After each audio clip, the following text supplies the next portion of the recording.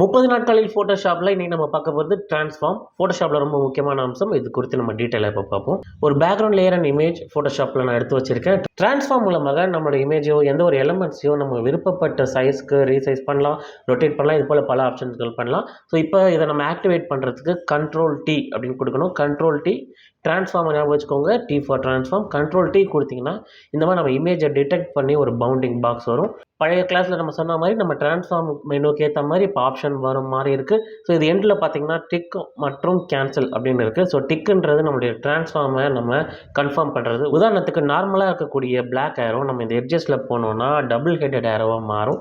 இப்போ நம்ம கிளிக் பண்ணிகிட்டே நம்ம இதை ரீசைஸ் பண்ணலாம். அது மட்டும் இல்லாமல் நம்ம இதை எங்கே வேணால் நகர்த்தலாம். எண்டில் போய் பார்த்தோன்னா நம்மளுடைய ஏரோ பெண்ட் ஆகும். நம்ம இதை ரொட்டேட் பண்ணலாம். ஸோ ஒரு நிலையில் இருக்கிற ஒரு இமேஜை நம்ம வேறு ஒரு வடிவத்துக்கு வேறு ஒரு நிலைக்கு மாற்றிருக்கோம். இது ஓகேனா நம்ம கீபோர்டில் என்டர் பண்ணலாம், இல்லை நம்ம இங்கே டிக் கொடுக்கலாம். அகைன் நான் Ctrl+T கொடுக்குறேன். இப்போ இதை வேறு வகையில் நான் ரொட்டேட் பண்ணுறேன், வேறு வகையில் நான் ரீசைஸ் பண்ணுறேன். இப்போ எனக்கு இது வேண்டாம் அப்படின்னா நான் இங்கே கேன்சல் கொடுத்தேன்னா நம்ம பழைய நிலைமையில் எப்படி இருந்துச்சோ அந்த நிலைமைக்கே ரிவர்ட் ஆகிடும் நம்மளுடைய இமேஜ். ஸோ நம்ம இதை ரீசைஸ் பண்ணும்போது டிஃபால்ட்டாக பார்த்தீங்கன்னா வித் அண்ட் ஹைட் ரெண்டும் ஒரே ப்ரொப்போர்ஷனில் ஸ்கேல் ஆகுது.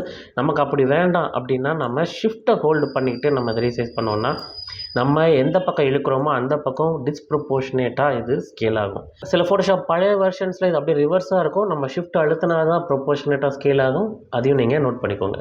ஸோ நம்ம Ctrl+T யூஸ் பண்ணாமல் டிஃபால்ட்டாகவே நமக்கு வந்து செலக்டடாக இமேஜஸ் இருக்கணும் அப்படின்னா இங்கே ஷோ ட்ரான்ஸ்ஃபார்ம் கண்ட்ரோல்ஸ் அப்படின்னு ஆப்ஷன் பாரில் இருக்கும். அதை டிக் பண்ணிட்டோன்னா நமக்கு டிஃபால்ட்டாகவே ஒரு இமேஜும் இந்த பவுண்டிங் பாக்ஸோட செலக்டட் ரேஞ்சில் இருக்கும். ஸோ மறுபடியும் இன்னொரு எக்ஸாம்பிள் மூலமாக பார்ப்போம். நான் என்னுடைய சிஸ்டம் ஃபோல்டர்லேருந்து ஒரு ஃப்ளவர் இமேஜ் எடுத்து இங்கே ட்ராப் பண்ணுறேன். இப்போ பார்த்தீங்கன்னா ட்ராக் அண்ட் ட்ராப் பண்ணும்போது டிஃபால்ட்டாகவே நமக்கு பவுண்டிங் பாக்ஸோடவே ட்ரான்ஸ்ஃபார்ம் செலக்டட் நிலைமையிலேயே நமக்கு இமேஜ் இருக்குது. நம்ம இப்போது பர்டிகுலராக Ctrl+T ப்ரெஸ் பண்ணுற அவசியம் இல்லாமல் நம்ம டைரெக்டாகவே இதை ட்ரான்ஸ்ஃபார்ம் பண்ணலாம், ரீசைஸ் பண்ணலாம், ரொட்டேட் பண்ணலாம். நம்ம ஏற்கனவே பார்த்த மாதிரி இப்போ நான் இதை ரொட்டேட் பண்ணணும். Ctrl+T கொடுக்குறேன். ஆனால் எனக்கு ஒரு பர்டிகுலர் ஆங்கிள் கரெக்டாக 45 டிகிரி நான் ரொட்டேட் பண்ணணும் அப்படின்னா நம்ம மேனுவலாக பண்ணும்போது இங்கே கவனித்து பார்த்தீங்கன்னா பக்கத்துலேயே நமக்கு ஒரு சின்ன இன்ஃபர்மேஷன் நமக்கு வந்துக்கிட்டே இருக்குது. நம்ம 45 டிகிரி அப்படின்னு வரும்போது நம்ம அதை கரெக்டாக நிறுத்திக்கலாம். பட் இது ரொம்ப அக்யூரேட்டாக நம்மளால் பண்ண முடியல அப்படின்னா நம்ம கவலைப்பட வேணாம். நான் எஸ்கேப் படிக்கிறேன். Ctrl+T கொடுத்துட்டு நம்மளுடைய ஆப்ஷன் பார்லேயே பார்த்தீங்கன்னா வித் ஹைட் எல்லாமே இருக்குது. இங்கே நமக்கு ஆங்கிள் பக்கத்தில் நம்ம டைரெக்டாக 45 அப்படின்னு நம்ம கீ இன் பண்ணிட்டோம். நான் என்டர் ப்ரெஸ் பண்ணுறேன். இப்போ பார்த்தீங்கன்னா நமக்கு 45 டிகிரியில் நம்ம இமேஜ் அழகாக ரொட்டேட் ஆகிடுச்சு. இப்போ நான் அகைன் Ctrl+T கொடுத்துருக்கேன். ட்ரான்ஸ்ஃபார்ம் செலக்டட் பொசிஷனில் இருக்குது. இங்கே ஆங்கிள் மட்டும் இல்லாமல் நம்ம வித் அண்ட் ஹைட்டையும் இங்கே மேனுவலாக பண்ணாமல் இங்கே நம்ம வேல்யூஸில் பண்ணலாம்.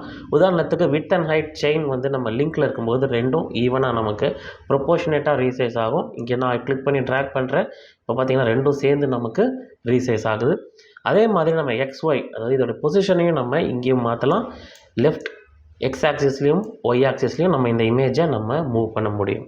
நான் இன்னொரு இமேஜ் ட்ராக் அண்ட் ட்ராப் பண்ணியிருக்கேன். Ctrl+T கொடுக்குறேன். இப்போ எனக்கு ரொட்டேட் பண்ணும்போது எனக்கு சென்டர் மிட் பாயிண்டில் ஆக்சிஸாக வச்சு இல்லாமல் எனக்கு கார்னரில் வச்சு எனக்கு ரொட்டேட் ஆகணும். அதை எப்படி பண்ணுறதுன்னு பார்ப்போம். நம்ம Ctrl+T கொடுத்தோன்னே பார்த்தீங்கன்னா நமக்கு எந்த ஒரு ரெஃபரன்ஸ் பாயிண்ட்டும் இல்லை. இங்கே ஒரு சின்ன பாக்ஸ் இருக்கும். இதை நம்ம செக் பண்ணோன்னா நமக்கு இப்போ வந்து ஒரு ரெஃபரன்ஸ் பாயிண்ட் வரும். இது வந்து டிஃபால்ட்டாக சென்டரில் இருக்கிறதுனால நம்ம இப்படி ரொட்டேட் பண்ணும்போது சென்டரில் ரொட்டேட் ஆகுது.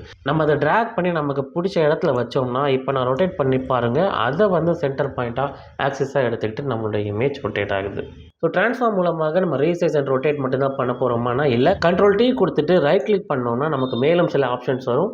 டிஃபால்ட்டாக சில rotate 180 degree 90 degree clockwise இந்த மாதிரி ஆப்ஷன்ஸ் இருக்குது.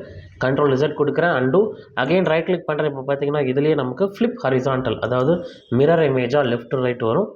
Ctrl+Z right click flip vertical கொடுத்திங்கன்னா டாப் டு பாட்டம் மிரர் இமேஜாகவும் நமக்கு வரும். ஸோ இப்போ நம்ம பார்த்த விஷயங்கள் எல்லாமே எடிட் மெனுவில் ட்ரான்ஸ்ஃபார்ம் அப்படின்ற மெனு கீழே இருக்கும். நம்ம ஸ்கேல் ரொட்டேட் எல்லாமே இருக்கும். நம்ம கிளிக் பண்ணால் அதன் மூலமாகவும் நம்ம இதை ஆக்டிவேட் பண்ணி செய்யலாம்.